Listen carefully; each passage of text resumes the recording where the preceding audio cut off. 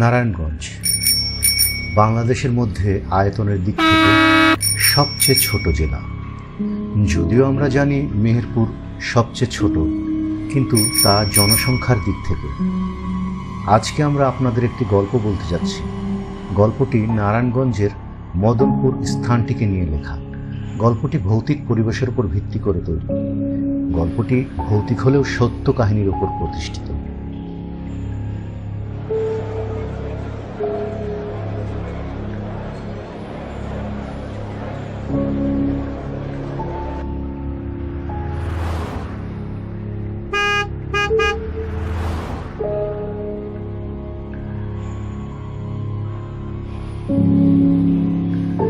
আরিফ, সোহেল, নিয়ন, রাফিন ও রবি তারা সকলেই ঢাকা ইউনিভার্সিটির ছাত্র এবং একই সঙ্গে তারা সকলেই ইউনিভার্সিটির হলে থাকে।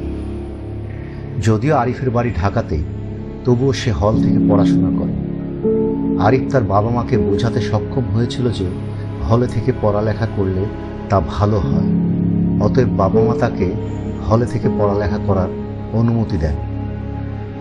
আরিফ ছাড়া বাকি সকলেই কোনো না কোনো মফস্বল বা গ্রাম থেকে এসেছে, তাই হাত খরচের বেশিরভাগ টাকা আরিফের ওপরই বর্তায়। আজকেও এর ব্যতিক্রম নয়। এই আরিফ, ক্যান্টিনে যাবি? তোর এই খাই খাই স্বভাবটা একদমই গেল না। তোর লাগছে কেন? তোর দরকার না হলে যাবি না? আমার লাগছে এই জন্যই যে এতজন থাকতে তুই শুধু আরিফকে কেন বলিস, আর অন্য বন্ধুদের বলতে পারিস না? ঠিক আছে, কারও যেতে হবে না, আমি একাই যাব।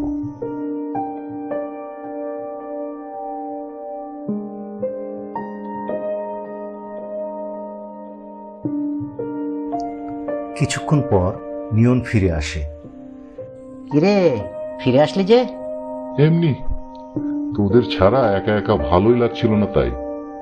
আরে দেখ, ওর পকেটে টাকা নেই, নইলে এত তাড়াতাড়ি আসে?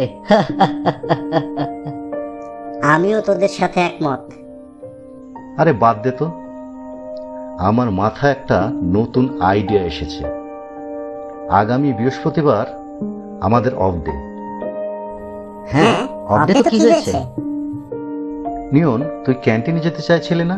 চল, ক্যান্টিনে গিয়ে মেড কফি খেতে খেতে বলবো।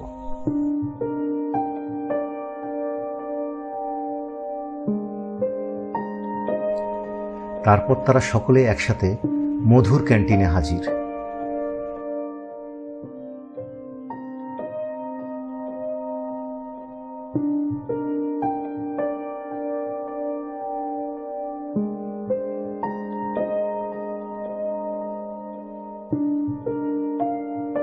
সকলে একসাথে বলে উঠল, কই বললি না তো তোর আইডিয়ার কথা?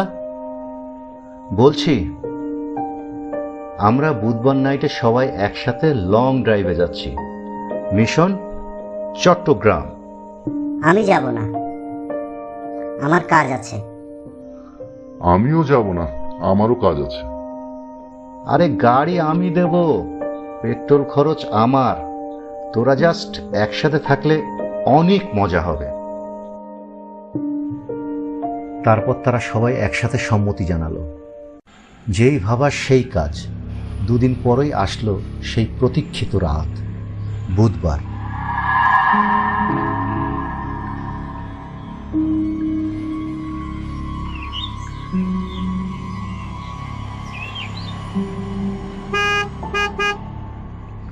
আরিফ তার বাবার গাড়িটা নিয়ে সাইদাবাদের কাছে আসলো। অন্যরা আগে থেকেই প্রস্তুত ছিল। তাদের মধ্যে কথা হয়েছিল যে সাইদাবাদের রাজধানী মার্কেটের কাছ থেকে সবাই একসাথে গাড়িতে উঠবে। গাড়ি আরিফ নিজেই ড্রাইভ করছিল। গাড়িটি তার বাবার টাকায় কেনা, তার ব্যক্তিগত গাড়ি, তাই আরিফের জানা নেই কতটুকু পেট্রোল রয়েছে।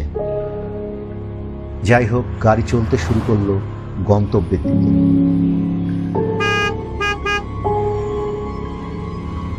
কিন্তু সমস্যা হলো নারায়ণগঞ্জের মদনহাট নামক স্থানে এসে। সোহেল, ভেতর দিয়ে একটা রাস্তা আছে, আমি চিনি। সময় অনেক কম লাগবে, আবার জ্যামও অনেক কম হবে। রাতে ঢাকা চট্টগ্রাম হাইওয়ে খুব বিজি থাকে, এত গাড়ি আসছে যে চালাতে সমস্যা হচ্ছে। কেন, তোর চোখে কি কোনো সমস্যা আছে? না নেই, চল হাইওয়ে দিয়েই যাব। না থাক, তোকে রিস্ক নিতে হবে না, কারণ আমাদের মধ্যে কেউ পাকা ড্রাইভার না। যা একটু ড্রাইভ করিস তুই ভালো, তার চেয়ে বেটার ভেতর দিয়েই যাই। ঠিক আছে, সবার সম্মতি আছে তো? সবাই একসাথে বলে উঠল, ভেতর দিয়েই যা।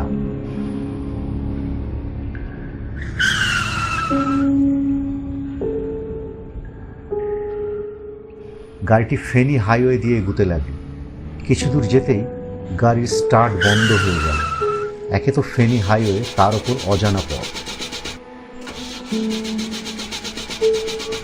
কি হলো রে আরিফ? মনে হয় পেট্রোল শেষ।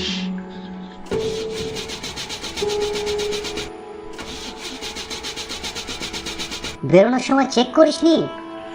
বাবার গাড়ি, এমনিতেই হাত দিতে দেয় না, তার উপর আবার চেক। সবাই নাম নাম, সবাই ঠেলতে শুরু কর, মেইন রোডে উঠতে হবে।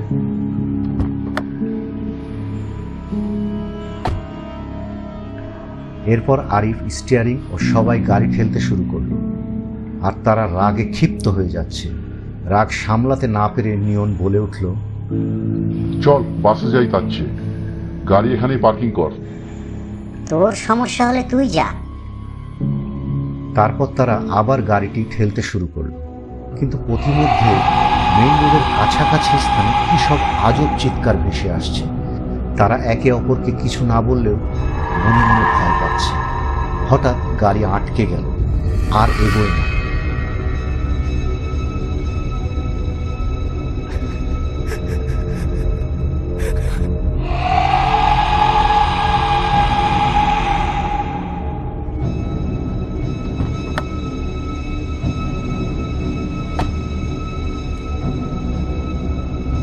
কিরে, গাড়ি এগুচ্ছে না কেন?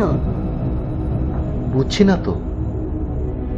একে তো অজানা পথ, তার উপর আজব সব চিৎকার ও শব্দ ভেসে আসছে। গাড়িও আটকে গেছে, চলছে না একেবারে। সবার মধ্যে এবার ভয়টা খোলাখুলিভাবে কাজ করতে থাকলো।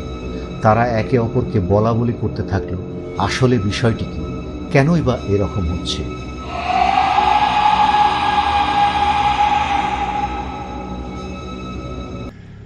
বন্ধুরা, গল্পটি কেমন লাগলো? যদি ভালো লেগে থাকে তাহলে অবশ্যই লাইক, কমেন্ট ও শেয়ার করবেন। আর এই গল্পের দ্বিতীয় পর্ব দেখার জন্য অবশ্যই আমাদের চ্যানেলটি সাবস্ক্রাইব করবেন এবং পরবর্তী আপডেট পেতে বেল আইকনটি চাপ দেবেন। আপনাদের সহযোগিতা বজায় থাকলে আমরা আরও সুন্দর সুন্দর গল্প নিয়ে আসতে পারব। ভালো থাকবেন, সবাইকে শুভরাত্রি।